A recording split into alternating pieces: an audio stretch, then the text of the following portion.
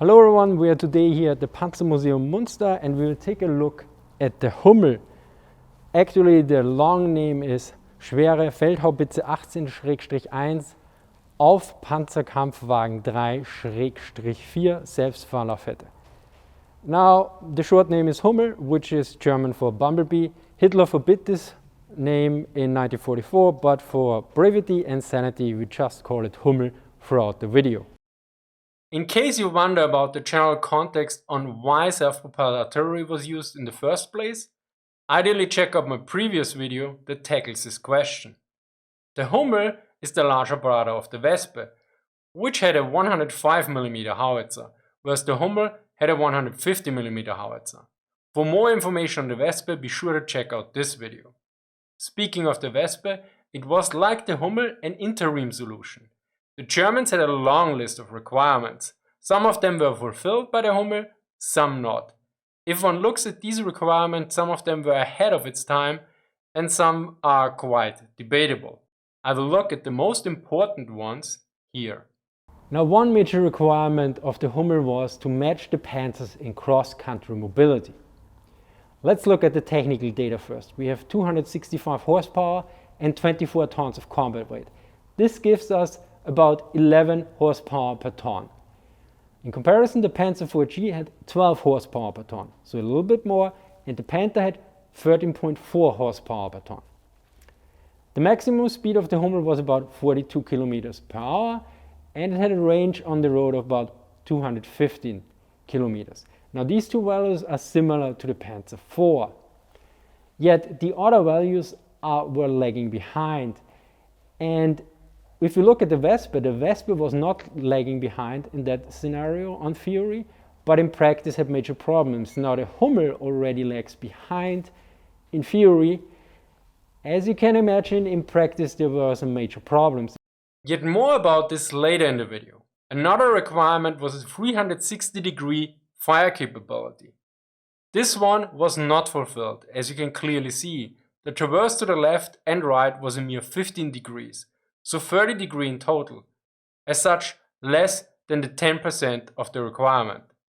Modern day self-propelled artillery like the US M109, the Russian 2S19 Munster and the Panzerhaubitze 2000 have turrets with 360-degree traverse. Yet if you look at comparable vehicles of the time, namely the M12 gun motor carriage and its successor from 1945, the M40 gun motor carriage, they also did not provide such a traverse, so these requirements were ahead of its time. The next requirement was about armor protection against small arms fire and fragments. While this was mostly fulfilled, there is even a rear armor for the superstructure, unlike various tank destroyers. Although the armor was low to the rear, nevertheless the crew was mostly protected from counter-battery fire, unless a direct hit was achieved. Since it was an open-top vehicle, one could say this criterion was mostly fulfilled, yet not completely. Now there are photos with an anti-hand grenade screen on top, although it seems that this was a field modification by some units, not a regular feature. Let us look at the chassis. And most of you will immediately notice that it looks very similar to the Panzer IV chassis, which is generally correct. This was a lengthened Panzer IV chassis.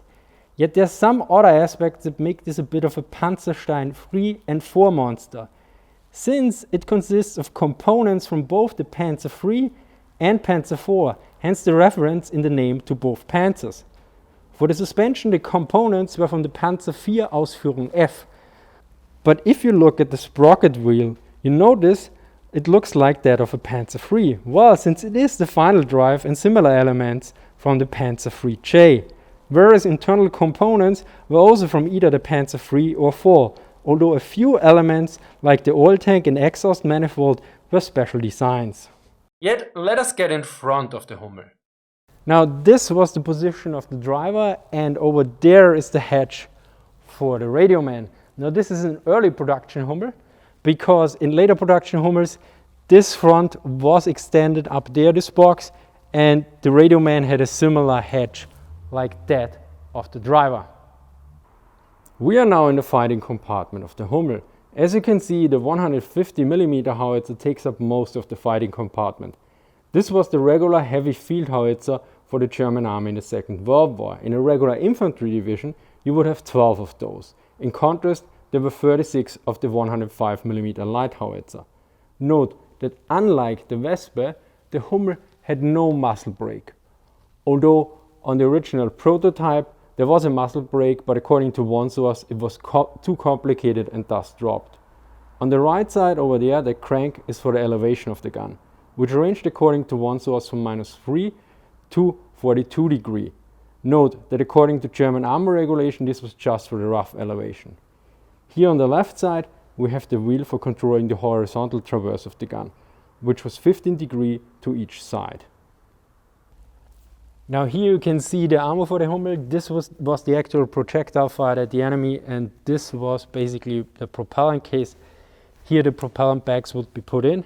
The projectile would be pushed into the barrel and then the propellant case. One major problem of the Hummel was, or weakness, it could only store 18 shots of ammunition. Now there were ammunition carriers, like for the Vespa, which were basically the same vehicle just without the gun. And they could carry an additional 34 shots of ammunition. One problem was, so if a Hummel was out of action, usually the gun would be put into the ammunition carrier. This had of course one major problem, that at one point you would run out of ammunition carriers. Speaking of problems, let us look at the strengths and weaknesses of the Hummel. For this we look at reports from 1943 and 1944.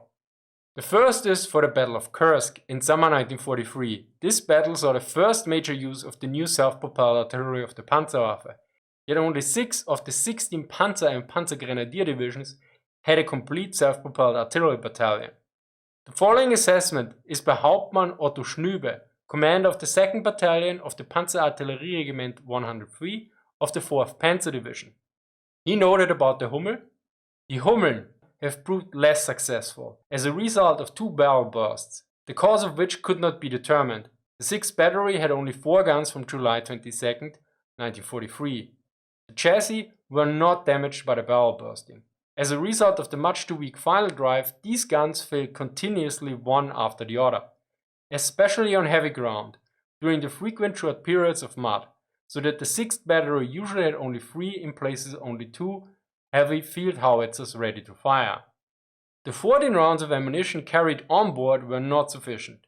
Note other sources usually indicate 18 rounds. The suggested chassis for the heavy field howitzer is the Panther."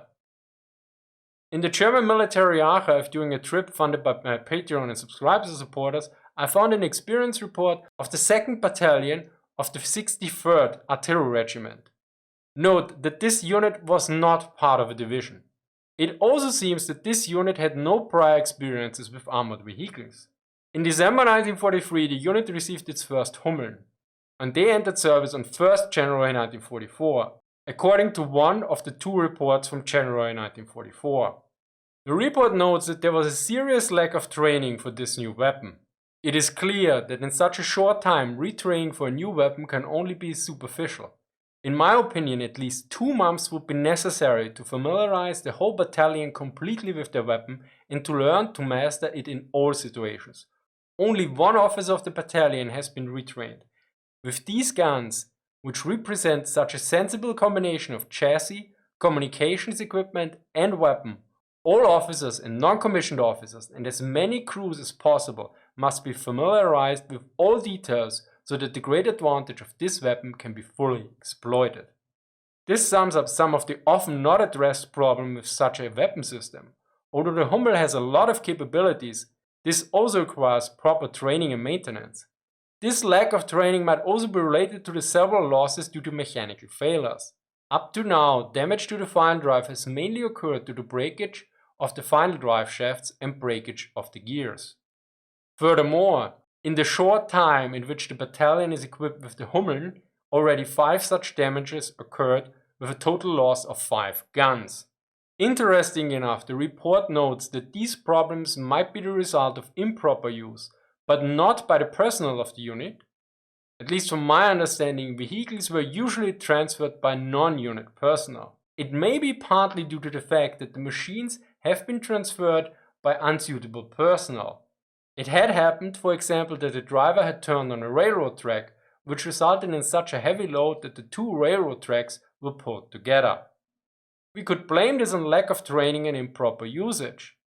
Yet this sounds rather similar to the report from Kursk and other sources. We cannot rule out that this could have been addressed with proper training, but if this was the case, there was a serious issue here as well. According to the second report, by chance I have found out that there's a leaflet for the driver training of the schwere Feldhaubitze 18-1 Selbstfahrlafette 4. It would be of great value to give at least 2 copies of this to each unit for teaching purposes. Another problem, which you might already know from the Panther and the Tiger, is also addressed. It is also necessary to equip such a battalion with towing equipment for defective tanks, so towing vehicles and flatbed trailers and cranes. Remember the requirement for the 360-degree traverse? This one makes a lot more sense if we look at this statement.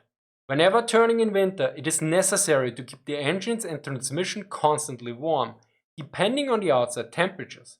This requires fuel consumption only for warm-up during the day, depending on the temperature between 200 to 300 liters per battery with 4 guns each.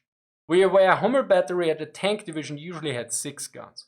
It would still have to be tested how fuel can be saved by heat with the FOX device, which is a literal translation and is basically an engine warmer. Another problem resulting from the limited traverse is also mentioned. The gun emplacements are deeply stirred up by the frequent turning, so that the guns finally have to take other positions. At night, a turning with the adjustment necessary afterwards takes a very long time. The second report, also from January 1944, addresses a few other problems. It starts out with the loss of vehicle due to mechanical problems and repeats the call for a flatbed trailer. It also mentions that the vehicle is rather uncomfortable. The sealing of the hatch covers is very bad. When it rains or snows, the compartment gets soaked in a very short time. Of course, the lack of spare parts is also addressed, which raises the question of reliability of German Panzer due to design problems and/or due to lack of spare parts. The equipment of the battalion with a complete engine and 2 external file drives in stock is urgently desired. Finally, a look at the production numbers. The Hummel was produced from February 1943 to early 1945, according to one source, which is likely correct since a third source notes 57 produced for 1945. In total, less than 900 Hummels were produced. One source notes a total of 884 Hummel, including the armor carriers, whereas another source notes 724 Hummel and 157 armor carriers, which would be a total of 881 Hummel. It adds that 10 of these were conversions from other chassis. Tank Encyclopedia only gives 705 Hummel, yet for the 157 armor carriers there seems to be an agreement.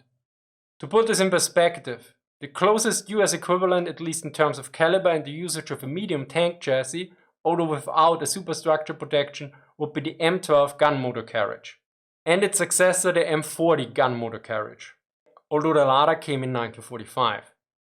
The M12 was produced from September 1942 to March 1943, with a total production number of 100. The first M40 production series were finished in February 1945, yet only one made it to Europe before the end of the war. This is in stark contrast to the Wespe and the US M7 Priest, where the US produced a staggering amount more Priests than the German-built Wespen. In overall, the Hummel held out rather well, perhaps surprisingly given the various mentioned issues. According to one source, in the beginning of 1945, there were still 335 Hummel around with the field army. I hope you enjoyed this video about the Hummel. Be sure to check it out yourself here at the Panzermuseum Munster. Big thank you here for inviting me, by the way. Also, special thanks to Andrew for reviewing the script and Military Aviation History for giving some feedback on it. As always, sources are listed in the description. Thank you for watching and see you next time.